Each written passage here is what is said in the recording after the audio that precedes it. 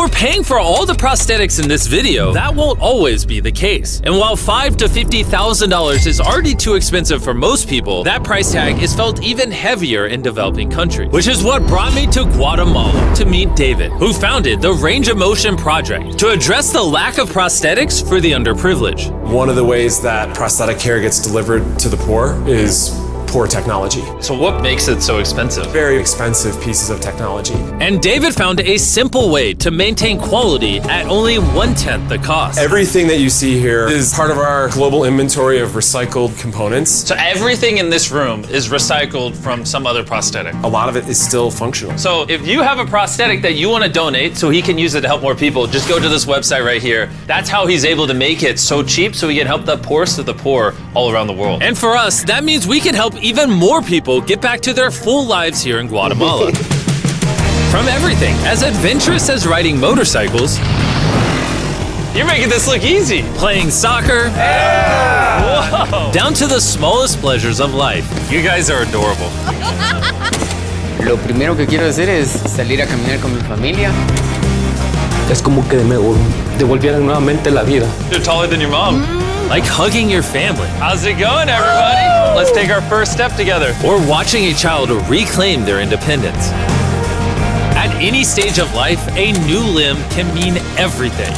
And by the end of the day, we had helped so many people, but our mission was just getting started. And you were saying some people can't even make it to the facility. It's just a mountainous, tough country to travel in. Rivers that people have to cross, jungles that people have to get through. Not being able to walk is really kind of trapping patients in their homes. Which is why David sometimes has to leave the clinic and visit the patients in their own home, which comes with its own difficulties. Where's your truck at? I thought we're taking your guys' cars. No. We don't have a truck. You don't have a truck to go reach these people in remote places? No. With the bulk of ROM's resources going into staffing and the prosthetics themselves, they can't afford reliable transportation to get to hard-to-reach patients. That is, until now. I could have sworn that was your truck. If it's not, why does it say ROMP on the side? We worked with the staff, none of them told them. Woo! This brand new $65,000 truck is fully equipped to traverse even the most difficult terrain. Thank you, guys. Congrats, man. Let's go break it in by giving away some legs. All right. And the further away we got from the bustling streets of Guatemala City, I realized David wasn't kidding when he said these places were hard to get to. As we headed to a home located on the side of a literal volcano in the middle of the jungle. I now understand why this truck was so valuable. Oh my God. Whoa. Yeah, I could not imagine driving a normal car down this road. We finally made it here. And our journey up the volcano brought us here to meet Kevin, Hola, who was left severely burned and without either of his legs in an accident 24 years ago. You're living on the side of a volcano. How do you get around? This is very difficult terrain. Sí, es algo difícil. It's too rough for him, so someone actually does need to push him in a wheelchair. And that ends today. Gracias. You're about to take your first step.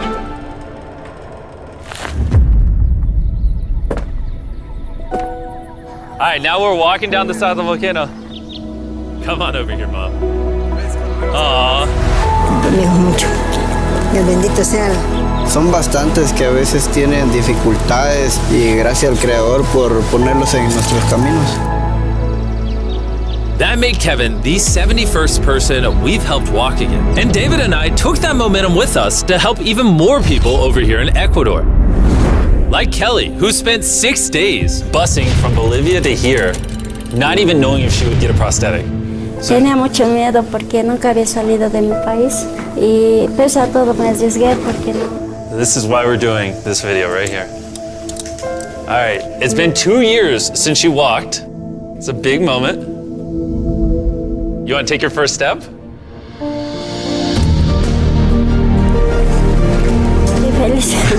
Kelly was so happy to be walking again that she then asked this. ¿Puedo bailar? ¿Quieres bailar? Sí, es que ¿usted me puede acompañar? You want me to dance? Sí. Oh boy, I don't know what I'm doing. You wouldn't even believe this is her first time walking in 2 years. She started dancing, what? Me gusta, pareces real. And even though I clearly don't know how to dance, watching this family be reunited with such an important part of their past meant the world to me.